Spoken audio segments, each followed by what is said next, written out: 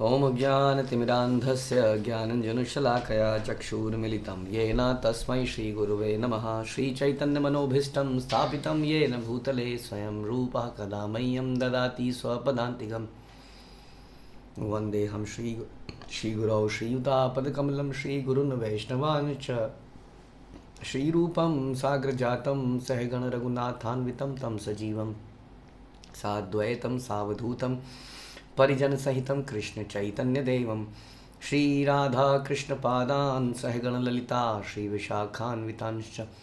हे कृष्णकरुणासिन्धु दीनबन्धु जगत्पते गोपेश गोपिका कान्त राधाकान्त नमस्तुते। तप्तकाञ्चन गौराङ्गी राधे वृन्दावनेश्वरी विश्वभानुसुते देवी प्रणमामि हरिप्रिये। वाञ्छाकल्पतरुभ्यश्च कृपा सिन्धुभ्येव च पतितानां पावनेभ्यो वैष्णवेभ्यो नमो नमः। जय श्री कृष्ण चैतन्य प्रभु नित्यानंद श्री अद्वैत गदाधर शिवासादि गौर भक्तवृंद। हरे कृष्णा कृष्ण कृष्णा हरे हरे, हरे राम राम राम हरे हरे। नमो विष्णुपादाय कृष्णप्रेष्ठाय भूतले श्रीमते भक्ति वेदांत स्वामिन्निति नामिने। नमस्ते सारस्वते देवे गौरवाणी प्रचारिणे निर्विशेष शून्यवादी पाश्चात्य देश तारिणे।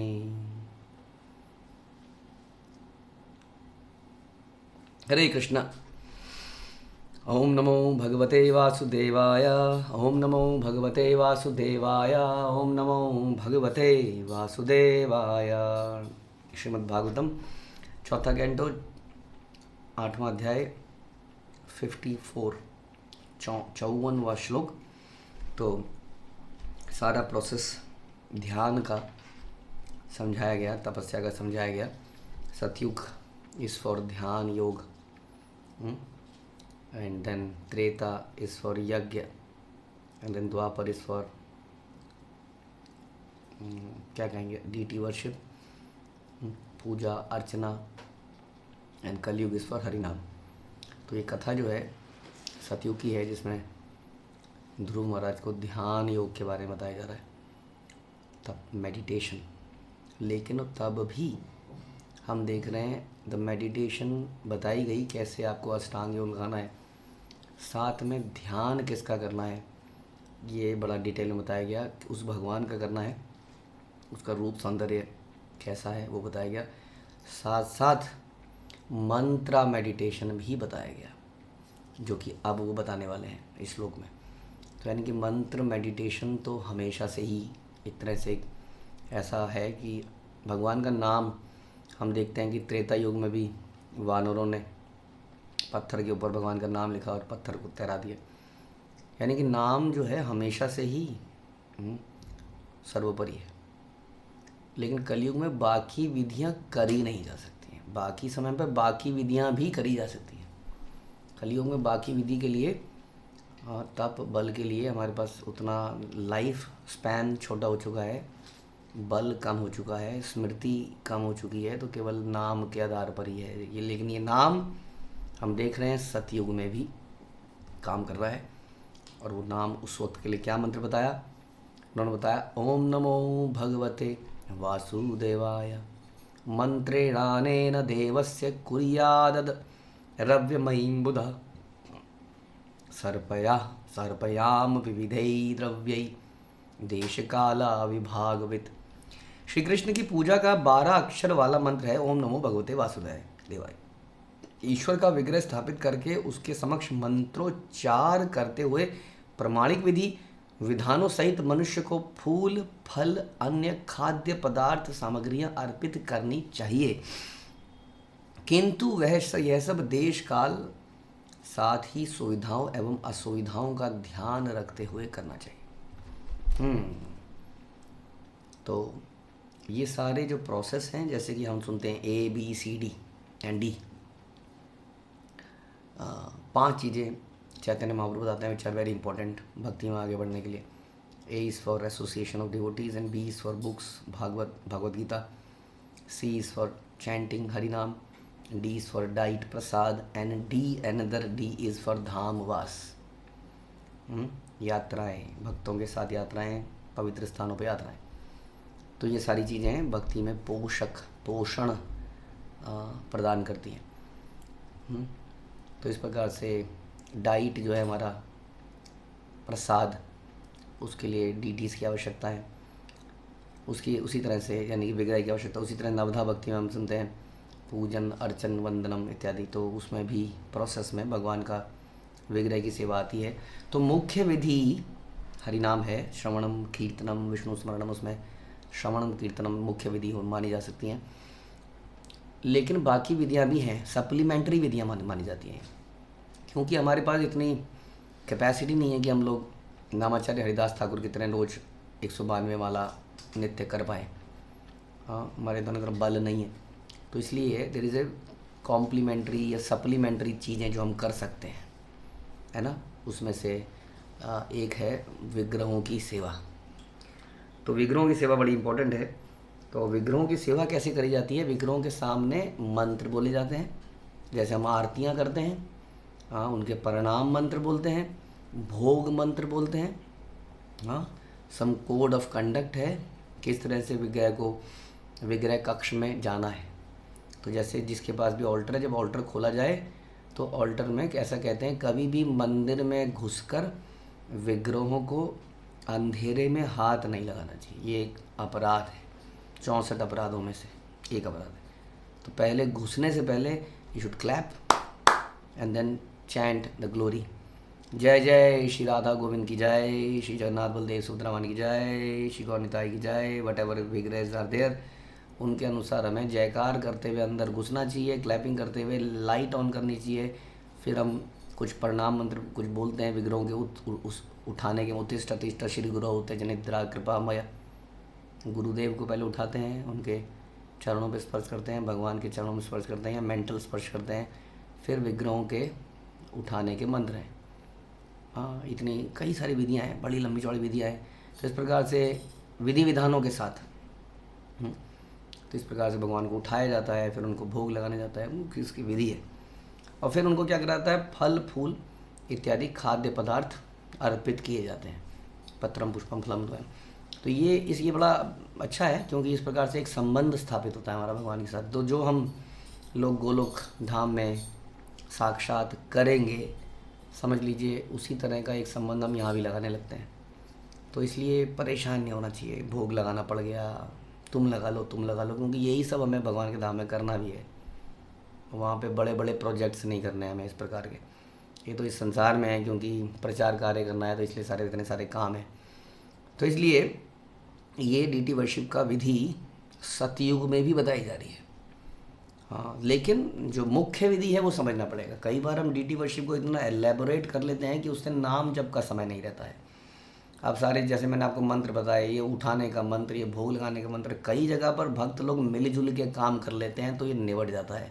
कोई व्यक्ति अकेला ये सब काम घर में करने लग जाएगा तो नाम जप का समय नहीं मिलेगा, बाकी पूरे दिन वो नाम जपता रहेगा।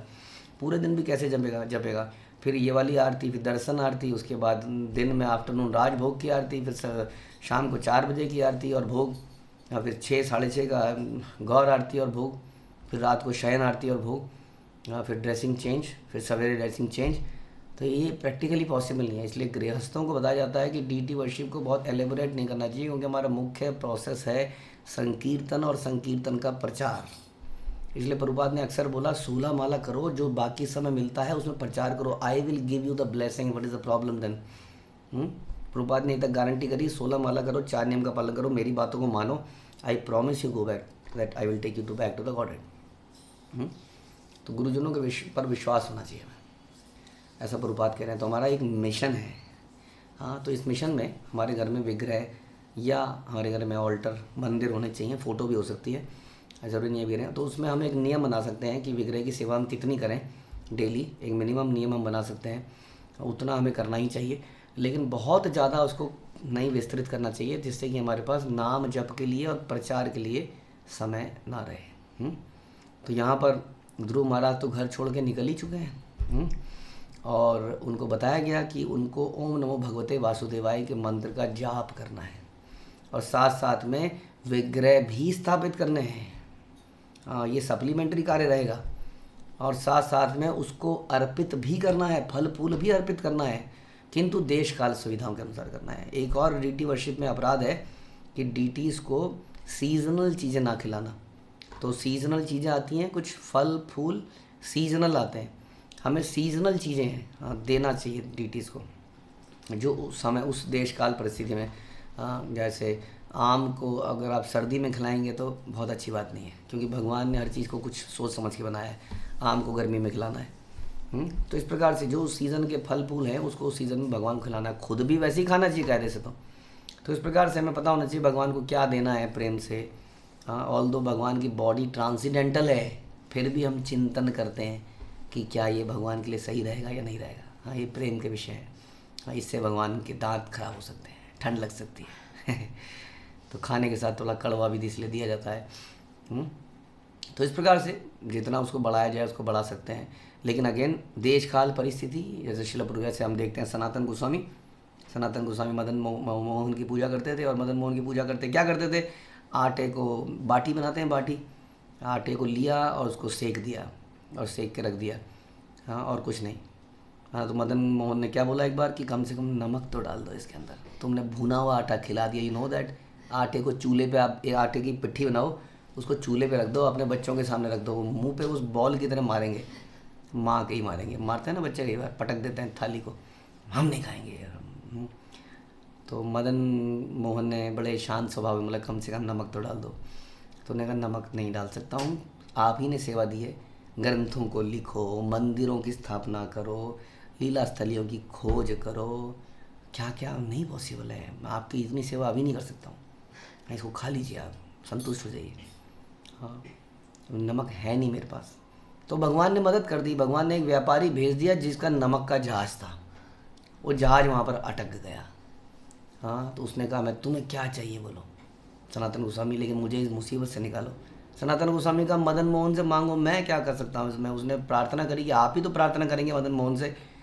मदन तभी क्या हुआ, उसका जहाज छूट गया। उस व्यापारी ने अनंत धन दिया जिससे राधा मदन मोहन का टेम्पल बना, जो आज भी वृंदावन में है। तो इस प्रकार से भगवान लीलाएं करते हैं अपने भक्तों के साथ।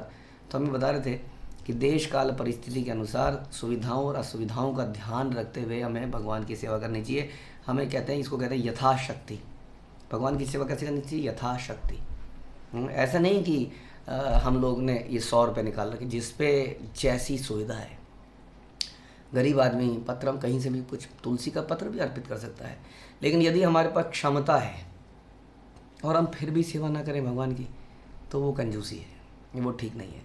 क्योंकि ऐश्वर्य के मालिक का ही सब कुछ है, तो उनकी सेवा परिस्थिति के अनुसार यथाशक्ति हमें करनी चाहिए। सब देश काल के अनुसार हमें करनी चाहिए। तो विदेश में रहने वाले हमारे डीटीज़ लंदनेश्वर हो सकता है पिज़्ज़ा ज़्यादा खाते हों, हमारे इंडिया में हो सकता है साग और रोटी ज़्यादा खाते हों। तो वटेवर देश काल परिस्थिति किया जा सकता है। ऐसा नहीं है कि क्या ये भगवान कोई पिज़्ज़ा खाते हैं। हाँ बिल्कुल, क्यों नहीं खाएंगे भैया पिज़्ज़ा, तुम ही खा लोगे सारा पिज़्ज़ा, वो क्यों नहीं खाएंगे। तो इस प्रकार जैसी जहाँ की खान पान है, ऐसा खान पान भगवान को शुद्धता के साथ खिलाया जा सकता है। अगर शुद्धता से बनाओ, प्रोवाइडेड कि हमने ही उसके सारे इंग्रेडिएंट बनाए हो, तो बेहतर है। बाहर की चीज़ों में शुद्धता नहीं होती है। बाहर की चीज़ों से भगवान को ना खिलाकर अपने हाथ से हर चीज़ बनाकर खिलाएं। तो इस प्रकार से मंत्र का उच्चारण भी बताया, विग्रह सेवा भी बताई, विधि विधियाँ उनको अर्पित करना, ये सब कुछ बताया नारद मुनि ने। तो इस प्रकार से उन्होंने, इस प्रकार से आप भगवान की सेवा कीजिए। उन्होंने नारद मुनि के, ध्रुव महाराज ने नारद मुनि के समक्ष तुरंत स्वीकार किया कि क्षत्रिय होने के कारण वे नारद के त्याग और मन संतुलन के उपदेश को स्वीकार नहीं कर सकते। हाँ, ऐसा गीता में श्लोक आता है 12वें अध्याय में कि हमें भगवान के लिए कर्म करना चाहिए। भगवान कहते हैं यदि तुम मेरे लिए कर्म नहीं कर सकते निरंतर, तो तुम क्या करो, तो तुम भक्ति योग के नियमों का पालन करो और try to cultivate love and affection for me. तो भक्ति योग का जो प्रोसेस है वो इतना डायनामिक है कि उसको करते करते व्यक्ति के हृदय में भगवान के प्रति प्रेम पैदा हो जाता है, लेकिन प्रारंभ में हो सकता है ना हो। भगवान के लिए किसी व्यक्ति को बोला जाए डायरेक्टली कार्य किया जाए, तुम छोड़ दो घर बार, हेड शेव कर दो, लग जाओ सड़कों पे गीता बांटने, वेरी डिफिकल्ट। आप उसको बोलिए आप कुछ मत कीजिए, केवल शाम को 7:30 बजे भगवत गीता भागवतम का लेक्चर सुनिए बस, और कुछ मत कीजिए। और सुनते सुनते सुनते परिवर्तन आने लगता है, वो जप करने लगता है, भक्तों के साथ संग करने लगता है और चीज़ें आ जाती हैं। इस प्रकार क्योंकि उसने भक्ति के एक अंग का पालन किया, श्रवणम, फिर दूसरे का पालन किया कीर्तनम, जिससे तीसरे का पालन अपने आप हो गया विष्णु स्मरणम। तो इस प्रकार वो आगे बढ़ता चला जाता है। इसलिए डायरेक्टली भगवान के लिए कर्म करना मुश्किल है, लेकिन भक्ति योग के कार्यों में लगाया जा सकता है। तो ध्रुव महाराज कह रहे थे कि मुझे समझ नहीं आ रहा आप क्या कह रहे हो, इसलिए उसको कुछ सेवा दे दी नारद मुनि ने। क्या सेवा दी? ऐसे विग्रह स्थापित करो, ऐसे करो, ऐसे करो। अब आदमी को समझ में आ गया ना। एंगेजमेंट चाहिए होती है हर किसी को। प्रारंभ में किसी को बोल दो, जैसा आजकल बोला जाता है मेडिटेशन करेंगे जी, आइए जी मेडिटेशन करेंगे, कुंडली आपके नीचे से ऊपर उठाएंगे। हाँ, उसका जो नींद है वो ऊपर से नीचे आ जाती है, कुंडली नहीं उठती है ना, क्योंकि अभी उसकी चेतना ही नहीं है वैसी। तो प्रैक्टिकल क्या है कि हम भक्ति योग की सेवाओं में अपने आप को लगाएं, मोर प्रैक्टिकल। हाँ, जो कि हम लग जाते हैं, हमें आनंद आता है। हाँ जी, प्रसाद हम डिस्ट्रीब्यूशन करेंगे आप, हाँ जी बड़ा अच्छा लगता है भूखों को खिलाना, आइए जी भगवान का प्रसाद बांटिए। आदमी बड़े सहजता से लग जाता है सेवाओं में। हाँ, कोई कहता है जी मेरा धन ले लीजिए, प्रसाद आप बांट दीजिए। कई तरह की सेवाएं हो सकती हैं, है ना। तो उन सेवाओं में भक्तों को लगाने से उनके अंदर भक्ति भाव पैदा हो सकता है। तो ध्रुव महाराज को यहाँ पर कोई प्रैक्टिकल टिप्स दी गई कि तुम ऐसा कर लो, क्योंकि उपदेश उसको समझ नहीं आ रहा था, है ना। इसलिए उपदेश को समझा तभी जा सकता है, उसी के द्वारा समझा जा सकता है जो प्रैक्टिकल डिवोशनल सर्विस करता है। खाली उपदेश सुनने से आदमी इंटेलेक्चुअल बन जाता है, उसके अंदर भावनाएं नहीं पैदा होती हैं, वो ज्ञान योगी बन जाता है। इसलिए भक्ति योगी के लिए आवश्यक है कि वो उपदेश के साथ साथ कुछ प्रैक्टिकल सर्विसेज जरूर करे। Try to follow the regulations of bhakti yoga, Krishna says. तो हमें करना चाहिए। इससे क्या होता है कि हमारे उपदेशों की रियलाइजेशन बढ़ जाती है। इसलिए ध्रुव महाराज को अब तक समझ नहीं आ रहा था कि क्या बोल रहे हैं नारद मुनि। अब नारद मुनि ने कुछ काम पकड़ा दिया। तो उन्होंने नारद मुनि के समक्ष तुरंत स्वीकार किया कि क्षत्रिय होने के कारण नारद के त्याग और मन संतुलन को देख तो स्वीकार तो नहीं कर सकते, लेकिन अब तो कुछ काम ही मिल गया है। भारत में ब्राह्मण लोग अन्य जाति वाले के द्वारा प्रणव मंत्र का उच्चारण किए जाने पर विरोध करते हैं, किंतु यहाँ पर सबल प्रमाण है कि जो व्यक्ति वैष्णव मंत्र अथवा देव पूजा की वैष्णव विधि को स्वीकार करता है उसे प्रणव मंत्र का जप करने दिया जा सकता है। जैसे कई लोग कहते हैं ओम शब्द आप नहीं बोल सकते, आप ब्राह्मण नहीं है। तो यहाँ पर ध्रुव महाराज तो ब्राह्मण नहीं थे, ध्रुव महाराज क्षत्रिय थे। नारद मुनि ने उन्हें बोला ओम नमो भगवते वासुदेवाय। इसका मतलब ये हुआ कि it is not about the birth. किसी को भी परम वैष्णव या ब्राह्मण बनने की ट्रेनिंग दी जा सकती है। हाँ, उसके द्वारा शुद्धता, मंत्रों का उच्चारण, सेवा करने के द्वारा।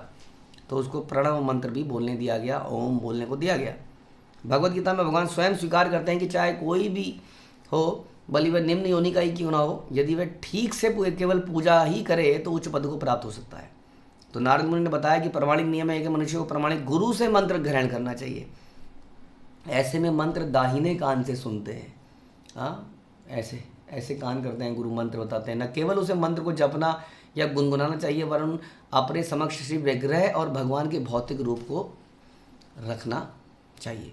निसंदेह जब भगवान प्रकट होते हैं तो वह भौतिक रूप नहीं रह पाता, वो स्पिरिचुअल हो जाता है। जैसे कि जब लोहे की छड़ को आग में तपाया जाता है तो वो लाल हो जाता है, उसमें अग्नि के सारे गुण आ जाते हैं। किसी प्रकार जब हम भगवान का रूप लकड़ी से या पत्थर से बनाते हैं, धातु मणि या रंग से बनाते हैं, किसी चीज़ से बनाते हैं, तो वास्तविकता में वो आध्यात्मिक रूप हो जाता है। जैसे कि लोहा साक्षात अग्नि में कन्वर्ट हो जाता है। इस प्रकार हमें करना चाहिए, प्रामाणिक विधि से करना चाहिए। तो यहाँ पर बड़ा क्लियरली बताया गया शास्त्र में कि विग्रह पूजा किसी की मनगढ़ंत कोई विधि नहीं है, सेंटिमेंटलिज्म नहीं है। नारद मुनि परम गुरु हमारे, हाँ, वो इस विधि को ध्रुव महाराज को बता रहे हैं, जिनको दुनिया जानती है। तो ये कोई मनगढ़ंत विधि नहीं है जिसको अचानक से कोई व्यक्ति आता है और कहता है ये सब मूर्ति पूजा तो बेकार है, चूहे ने मिठाई खा ली, ये वो। हाँ, ये प्रमाणिक विधि सदियों से चली आ रही है, सदयुग से चली आ रही है। पूजा की विधि जिसमें मंत्र तथा जप तथा भगवान का स्वरूप तैयार किया जाता है, घिसी पिटी नहीं है, प्रभुपाद कह रहे हैं। हाँ, इस श्लोक से स्पष्ट है कि देश काल और सुविधा का ध्यान भी रखना चाहिए। हमारा कृष्ण भावना में आंदोलन समस्त विश्व में चलाया जा रहा है और हमारे भी अलग अलग मंदिरों में विश्व में मूर्तियाँ स्थापित हैं। कभी कभी हमारे भारतीय मित्र आडंबरपूर्ण विचारधारा के कारण आलोचना करते हैं, यह नहीं हुआ, वह नहीं हुआ, ये देखिए तुमने ऐसा कर दिया, ये देखिए तुमने ऐसा कर दिया। किंतु वे परम वैष्णव ध्रुव महाराज को नारद द्वारा दी गई शिक्षा को भूल जाते हैं। अब नारद मुनि ने क्या किया? हाँ, कुछ वहाँ पर सुविधाएं थी, नहीं पहले यज्ञ होगा, पहले प्राण प्रतिष्ठा होगी। उन्होंने कहा तुम भाव से बनाओ और इसको जप करो और इस मूर्ति को कुछ ऑफर करो, यहीं जंगल में ही। देश काल परिस्थिति, जंगल में और कुछ फैसिलिटी नहीं थी। जब क्षमता हो तब पूरा बड़ी चीज़ करो, जो क्षमता नहीं है तो जैसा है उसमें करो। तो मनुष्य को देश काल सुविधा का ध्यान रखना पड़ेगा। भारत में जो सुविधाजनक हो सकता है, पश्चिमी देशों में वैसा करना मुश्किल है। पश्चिमी देशों में यज्ञ नहीं कर सकते, यज्ञ के लिए घी लाने जाओगे तो घी नहीं मिलेगा। तो इस बता रहे हैं कि जो आचार्यों की पंक्ति में नहीं है, तो जिन्हें आचार्यों की तरह कार्य करने का अनुभव नहीं है, वो बेमतलब में कृष्ण भावनात्मक के आंदोलन के कार्यों की आलोचना करते हैं। आचार्य जानता है कि देश काल परिस्थिति में क्या करना है क्या नहीं करना है। तथ्य यह है कि ऐसे आलोचक कृष्ण चेतना के प्रसार में स्वयं कुछ नहीं कर सकते। यदि कोई बाहर जाता है और देश और काल को ध्यान में रखते हुए प्रचार करता है तो संभावना है कि पूजा की विधि में अंतर आ जाए। जैसे कि प्रभुपाद ने बोला, ये देश ऐसा इस वक्त हो चुका है, वेस्टर्न कल्चर या इंडियन मॉडर्न कल्चर, जहाँ स्त्रियों को बहुत ज़्यादा अलग नहीं कर सकते आप अब। तो प्रैक्टिकली ये है कि स्त्रियों को भी दीक्षा दो, स्त्रियों को भी ब्राह्मण दीक्षा दो। स्त्रियों से भी प्रभुपाद ने डीटी वर्शिप कराई, जो कि पहले कभी नहीं कराई गई थी।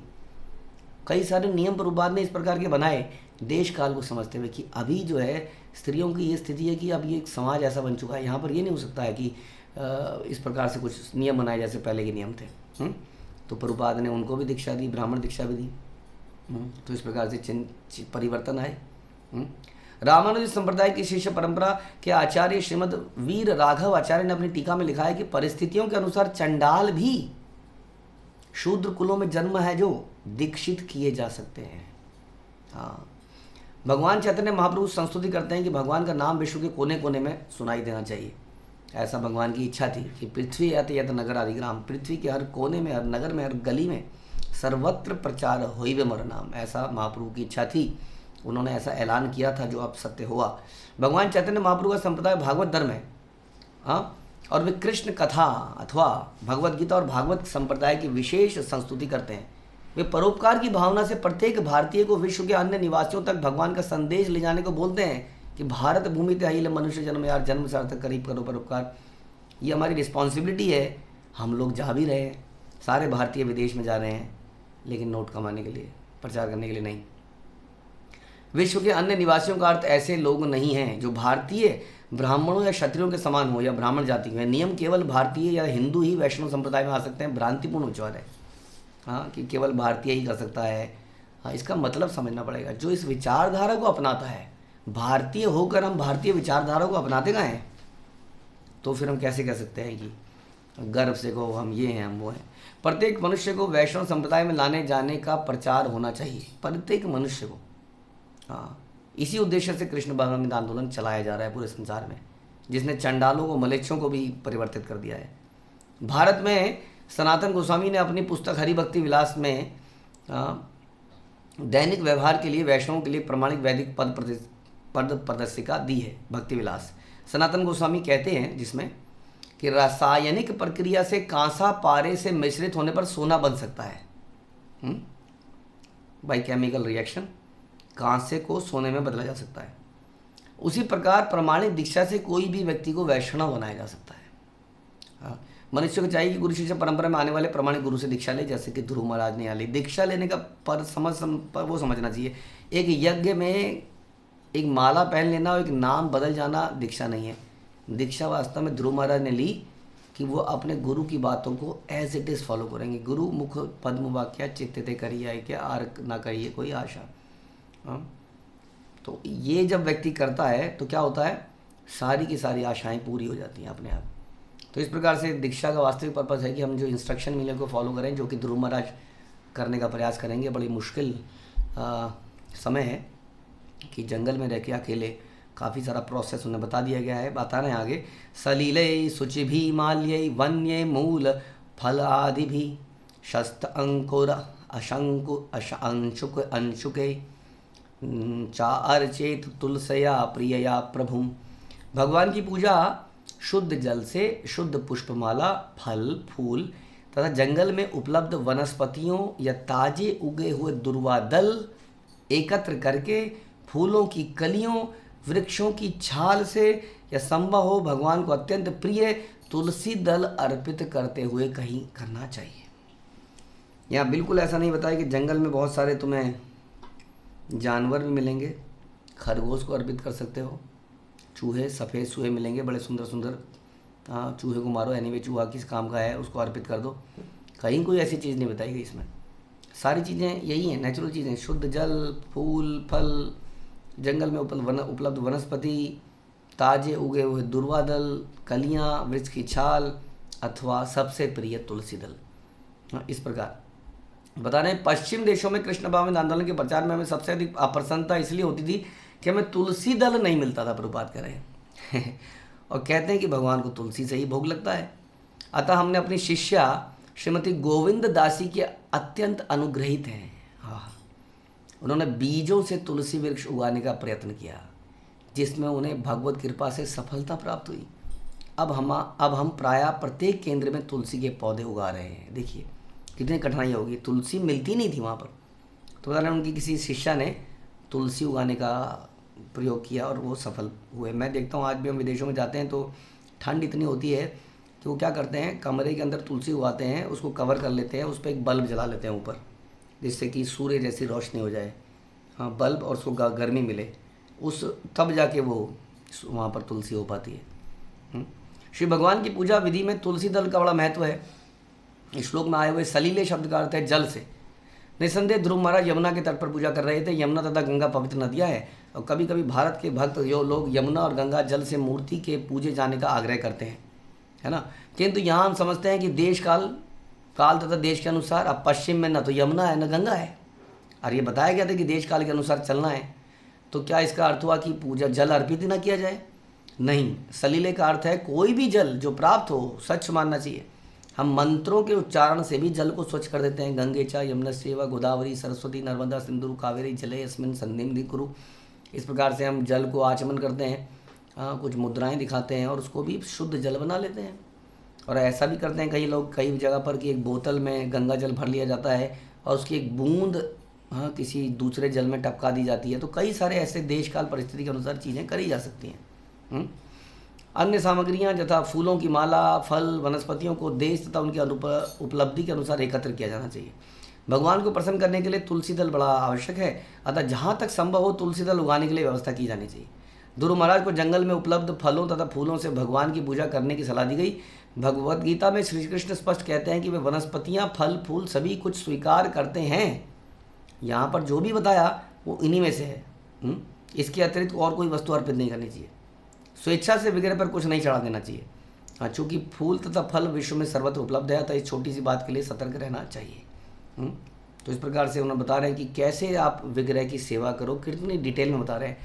तो अगेन हम वही चीज़ बता रहे हैं जो प्रभुपाद ने सिद्धांत बनाए। आप देखेंगे इस्कॉन के अंदर, ऑल्दो हरिनाम is the most important thing, नाम जप, इसलिए हम नाम जप करते हैं। लेकिन नाम जप करने से पहले हम विग्रहों के सामने मंगल आरती करते हैं। मॉर्निंग में हम विग्रहों को प्रणाम करते हैं, उनके सामने मॉर्निंग में नाचते हैं। वो हम लोग उठ गए हैं, भगवान हम उठ गए हैं, हाँ, उसमें मंगल आरती, गुरु की वंदना करते हैं।